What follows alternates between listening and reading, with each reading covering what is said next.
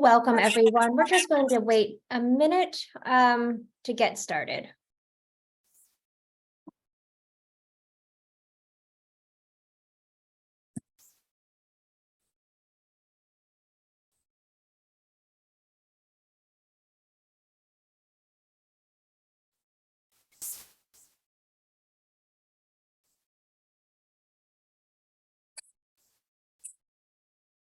See, Hannah's joined.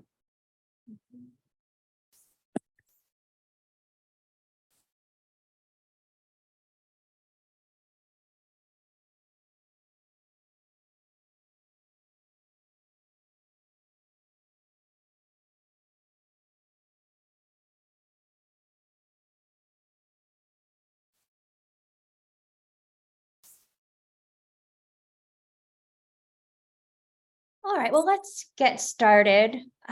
Welcome, everyone. This is a webinar for Carillon community students who have been invited to participate in our weather and climate community with Professor Tim Canty. I will just note that this webinar is being recorded. Professor Canty will introduce himself, introduce weather and climate.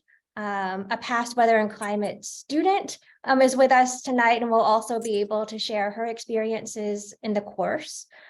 We have set aside time for questions from our prospective kind of students.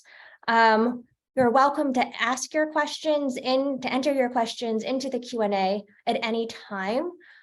We will prioritize questions related to this community over, say, more general Carillon questions, at least for our kind of live responses. If you have questions pertaining to housing, to other aspects of Carillon, please reach out to us kind of directly at carillon@umd.edu. With no further delay, I'd like to turn it over now to Professor Canty. Hi, everyone. Thanks for coming out and joining us on a Thursday evening. I guess we'll just start from the beginning here. My name is Tim Canty. If you want to go to the next slide. Next slide. So I'm a professor in the Department of Atmospheric and Oceanic Science. I've been here since about 2007. The director of the Marine Estuarine Environmental Sciences graduate program, which covers most of the state of Maryland, 3 other universities and 4 research labs. I'm also the assistant director of the undergraduate program in atmospheric and oceanic science. Before that, I was the director and I helped actually create the undergraduate program in atmospheric and oceanic science. So if any of you want to know more about the department and the program or marine sciences, I'm the person to talk to. And hopefully I'll convince some of you by the end of the semester that whatever field you're in, you're going to be having a lot more fun in my department. And if you're already in my department, then welcome. And I look forward to seeing you on campus. I have a PhD in physics. I used to work at NASA. And JPL in Southern California. I wasn't a rocket scientist, but I knew rocket scientists. My research interests, I started out studying stratospheric ozone, the ozone layer, and did my PhD work on that. And that's what I was working on at NASA. And since coming to the University of Maryland, I started doing a lot of work on climate change and air quality and policy. So I do a lot of pure science, but then a lot of that work, I spent a lot of time translating that to people that can actually use it. So unlike a lot of my colleagues, I don't like doing science just for science sake. I like doing science that I think matters and actually helps people. The lead air quality modeler for the state of Maryland. So as I said, I work with a lot of policymakers, but I've also since the past couple of years branched out working with epidemiologists, studying the impact of air pollution on birth outcomes, and also working with the business school on climate finance risks. So some of you may be in the business school or thinking of a career in industry.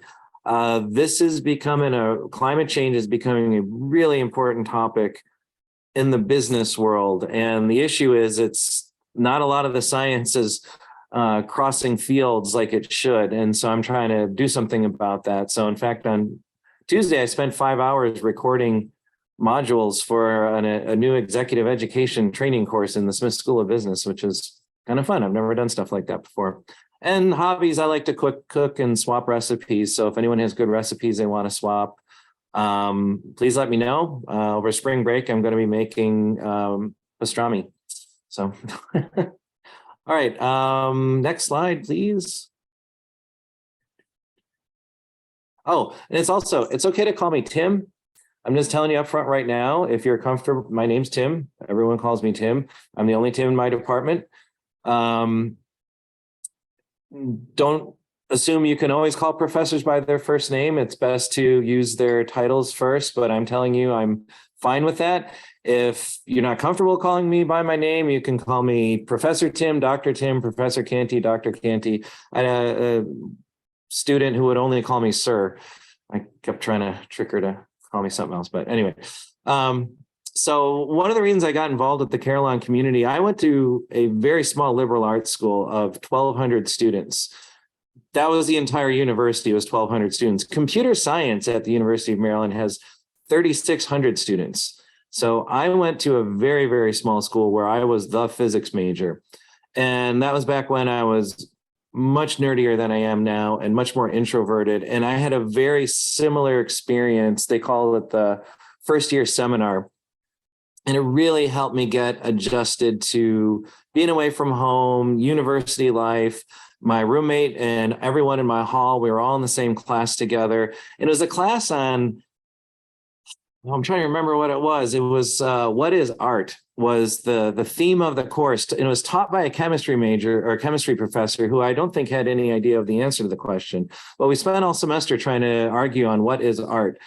It was nice because everyone in my dorm, we shared the class together. And so at least 3 days a week, I was in a class where I knew everybody in it. And that really helped me through that first semester. So when I had an opportunity to get involved in Carillon and try to do the same thing, I really jumped at the chance. This really means a lot to me. And so you'll be part of a much larger course of 120 students in my weather and climate class, but we will meet in our discussion section. Myself and our teaching assistant will work directly with you. And I'm also here for advice at any time. And I've worked with students from my Carillon class all through till their senior year. And I'm really happy to try to offer you advice and help you navigate this new world you're getting into. It's a lot. I don't know how I couldn't have survived going to a large university like Maryland. So my hat's off to all of you. And any way I can help you, I really, really do want to help. Larger goal is to help people understand climate and how it impacts so many parts of our lives. For a lot of people, they just think climate change is, well, either a hoax or it's something abstract that doesn't really affect people, but it truly does. And especially as we're seeing more severe weather, more extreme events that all point towards a warming climate. And it's going to only get worse for your generation. And so it's best to know what's going on. And these are the big question for our Carillon class is, why is it okay to study weather? If this was just a weather class, I could talk forever about weather and everyone would be fine with that. But once you start talking about climate, it really upsets a lot of people. It doesn't have to. Climate change, it has a definition. We should be able to discuss these things. And that's my goal, is to give you knowledge so you can have these conversations and to say, well, here's what the scientists are saying and why. So, I want everyone to have a better understanding of what climate change is without being controversial. So in the class, this is a science class. Expect to learn a lot of science. This forms the foundation of our understanding of weather and climate, but I recognize the vast majority of you will not be atmospheric scientists. Actually, I don't want all of you to be atmospheric scientists. It's hard enough for me to get a job right now. And you're all smarter than me. You're probably going to take my job away from me. And I don't want that. At least wait till I retire. If you do want to get in the field, let me know. We'll welcome you with open arms. But you may find that what we talk about during the semester does affect other aspects of your career track, especially finance. This is huge. But recognizing that you want to learn, but maybe not spend the rest of your life studying this, I'm not going to bog you down with math and equations. There's other classes you can take if you really want to math the heck out of this, but there's a lot you can learn just by talking and paying attention. So next slide. So during the semester, you're going to have 3 team projects. One of those is going to involve launching weather balloons. We're going to go on a weather hike. We're going to bring in some guest speakers. There's another trip I'm going to try to arrange, but I'm going to leave. I'm not going to say anything about that until I have more details set up. We're going to have a weather forecasting competition with great prizes. And overall, we're just going to try to figure out how to speak to people about climate change without getting them angry. We should be able to do this. We should be able to do this. Have we been able to yet? No, but we should be able to, and we're going to try. Next slide, please. Well, by the way, I took that picture. If you want to go back really quick. I was walking across campus, I think to a Carillon event. And I saw this beautiful sky and everybody stopped. Like everybody walking around just stopped to look at this amazing sky. If you think about it, the sky evokes really strong emotional responses, whether it's a beautiful sky like this or a tornado. And most people don't realize how much just the sky can affect our emotional health, I guess. All right, next slide. I also took this picture. I don't know if you can see in the sky there's a bright kind of white ring. That's called a halo, and it's made from ice crystals in the sky. And I saw this walking over by this is over by the football stadium. I took this picture. So one of my biggest hopes is they're going to take away some interest about the natural world and some knowledge of what's going on that you can gain just by paying attention. Just simple, I think simple concepts, but looking at the sky can tell you so much about what's going on, particularly about weather. And next slide, please. But also to understand how weather and climate are important to understanding the kind of health and economic costs of climate change. This isn't just sea level. If you've been paying attention the past several years, the wildfire seasons in California have gotten much, much worse. They show no signs of stopping. What I'm showing on the left here is a satellite image of wildfires in California, both in Northern California and Southern California. So you can see the smoke, you can see the red dots where the fires are located.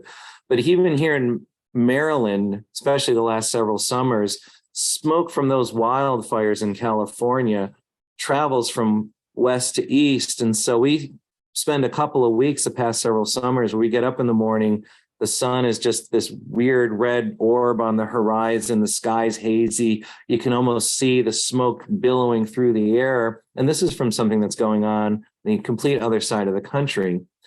Increased flooding, wildfires, extreme storms, heat waves are now much more common than they ever used to be.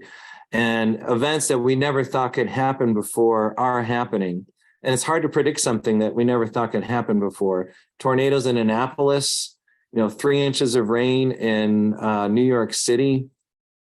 The world's changing. And we have to figure out how we're going to adapt to that and try to keep it from getting any worse. And this could have a real impact on your career, where you live.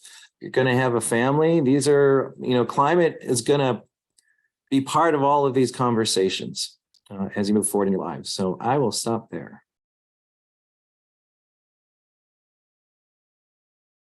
Hand it over to Hannah. Thanks so much, Professor Canty. Yeah. So Hannah, I believe you can speak. So please, if you'd like to introduce yourself, please You're go muted. ahead. There you go. Hi, I'm Hannah Crees. Sorry you can't see me. I'm a communications major and a history minor. I took weather and climate my freshman year, which was last year. So I chose weather and climate. I actually did a webinar just like this one with Tim when going into my freshman year at UMD. And it kind of just like solidified that I wanted to do weather and climate, even though I'm like not a science person like whatsoever. But I was undecided, so I was like, let me just like try something that would push me out of my comfort zone and all that stuff. So I ended up taking weather and climate, and honestly, it was a really interesting course to take. It was nothing like I've taken before. Like we talk about biology in like high school, like the basic stuff, but this is like really like, obviously centered in on weather, not just like the sciencey stuff around like the earth. I don't know. But so I guess one of my favorite things we did was launching the weather balloons, which Tim, you said that you're going to be doing that again, so that's exciting. Yeah. We got put into groups, and I got to work with people that I don't really didn't know like going into the class, but now like I still talk to them, and we launched the weather balloons outside of the building we had class in, and then tracked the data, and then had to like break down the data and all this stuff, and that was really interesting. And it's also kind of just funny to like know that like we like put a balloon in the air, and like it's Illegally too. yeah, and it's like floating around, and then it pops somewhere, and then we get to see kind of where it like disappears off to. I guess also just the biggest takeaway, like I said, this is a topic that I didn't know much about before, other than like you pick up your weather app and it says like what the temperature is for the day. But now like I kind of understand everything, like the little minor details that I didn't really think about before. And just in general with Carillon, it was honestly a great experience. I was a little hesitant with going into it, but now like I don't regret doing it at all. I met my best friends like through Carillon. My roommate was in Carillon, and we're rooming again next year. And my other friend we're rooming against next year, she's also was in Carillon. So it was honestly just a small little community that was made such a like it's such a big campus, so it helped make it smaller. I also had like people on my floor last year that I could talk to that were in weather and climate, and we worked together on these projects and stuff. So that was really nice. And Tim was just like the best professor. I had great TAs and just great peers in the class. So I highly recommend. Well, Abby, are you paying Hannah? Okay. Hannah, I'm going to put you on the spot. What does hot air do? Oh my gosh. This was like a year ago. It rises. What did it say in the beginning of the semester? The one thing I want all students to remember after they leave, hot air rises. So what does cold air do? Sinks. That's two things. You remember two things. Yay. Yeah, you just reminded me of my weather app. So I opened my weather map, and right now there's tornado warnings just north of Shreveport. Oh, you can't see it. So yeah, I'm looking at the radar right now, and there's a squall line that Hannah can tell us about, moving across the southern United States, in Texas and Oklahoma right now. So right now, someone's having a really bad evening.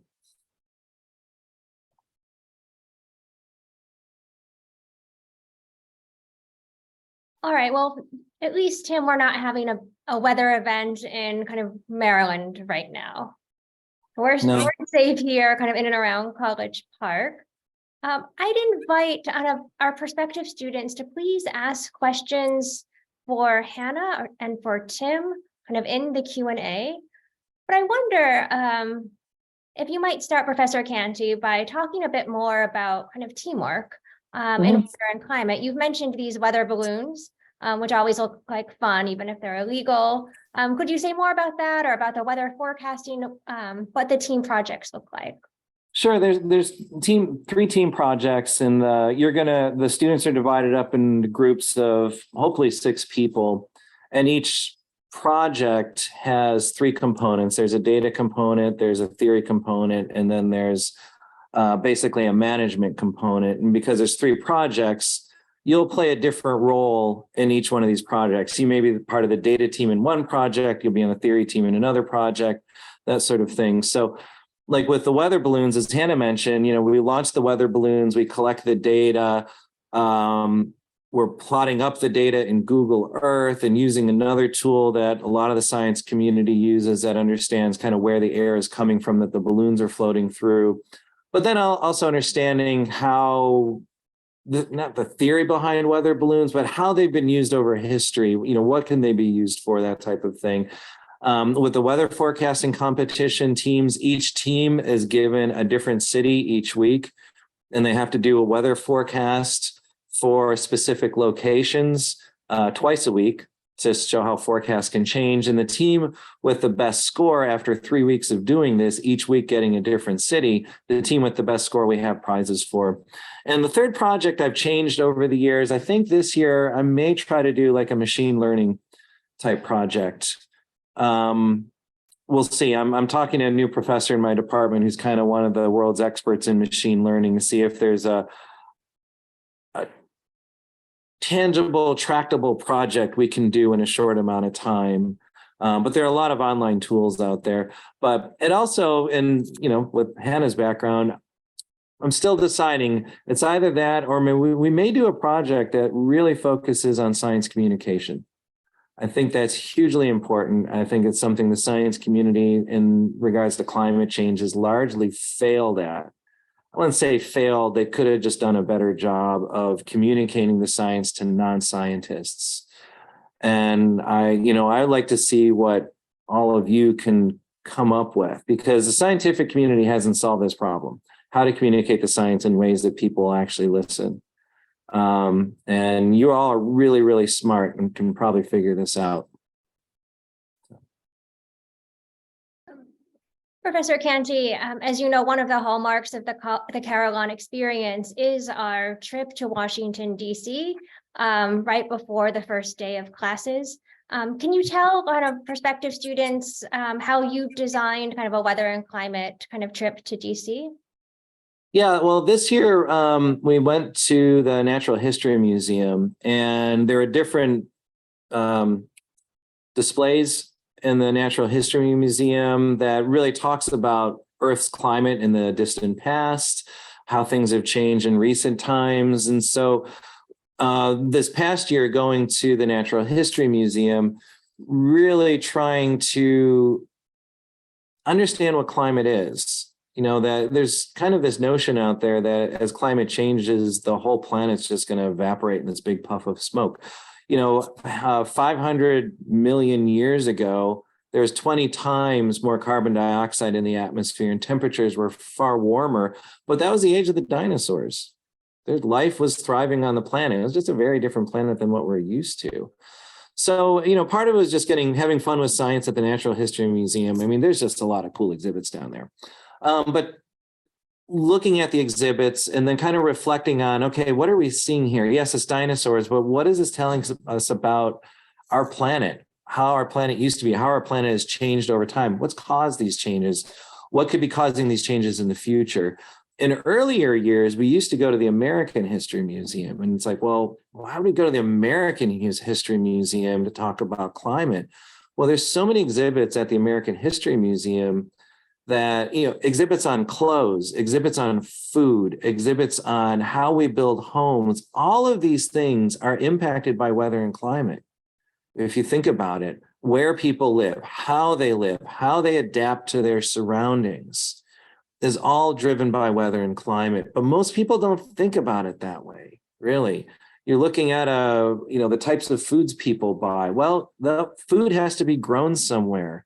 And it's grown out in the weather, and weather is impacted by climate. And we're just so detached from all of this. And so trying to understand how climate and weather really fundamentally affect our society and our lives. It would be easy to go to the Air and Space Museum and just talk about air and space, but that's not the point really, is this? The point of this exercise is to really dig into things and learn. That's my opinion, at least. Maybe I have just one more question for you, Professor Canty. Mhm. Within Carillon, as you know, we like to work in teams and to collaborate. And I know that you've partnered with other Carillon communities, Mhm. Professor Geiken's Visualizing Knowledge community, Professor Farquhar's Once and Future Planet community. Could you say just a bit about how you've kind of partnered with other Carillon students and faculty? Yeah, and we're hoping to build off of this too. Once in Future Planet, obviously, because there's a lot of overlap between, understanding our past planet and our future planet, and that is being driven by climatic changes. And then with Oliver's class on visualization, you can talk about this all you want, but you have to find other ways to communicate the science. And sometimes a well-designed picture can be so much more effective in terms of conveying a difficult, challenging concept. I spend most of my time, and the reason I get paid really is because I make pretty pictures out of data from satellites, and that's not easy to do. It really isn't. I've spent a lot of my career challenging myself to develop the skills necessary to make a pretty picture out of a bunch of numbers. But that is very effective in terms of helping people understand. I can't show you a spreadsheet and numbers and equations. I gloss over when I see that. I can't expect a policymaker, a governor, EPA official. Oh, it's all in the spreadsheet. That doesn't mean anything to them.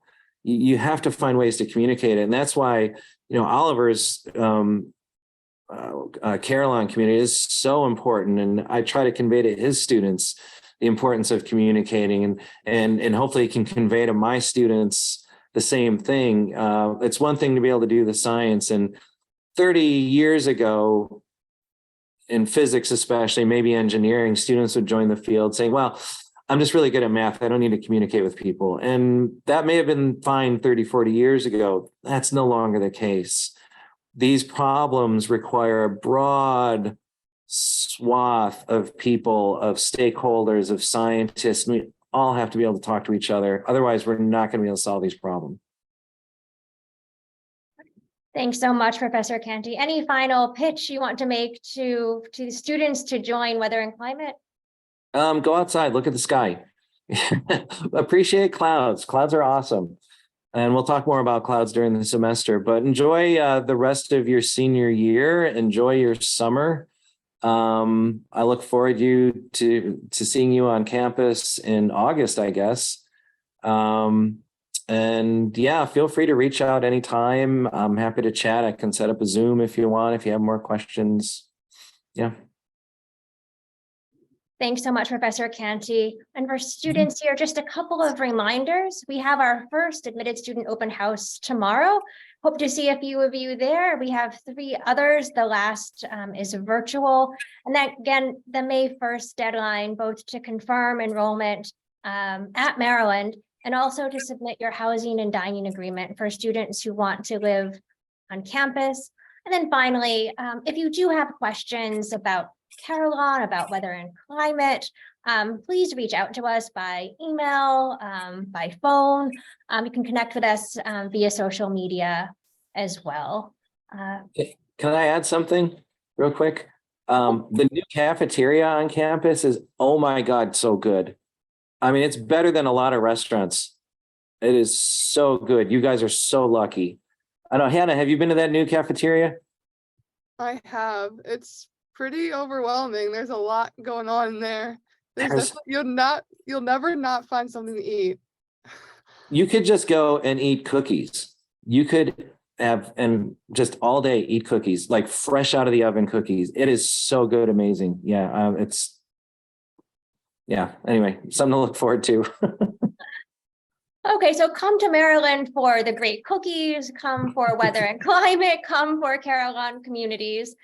Thanks for attending tonight. And of course, please reach out to us if you do have any other questions at all.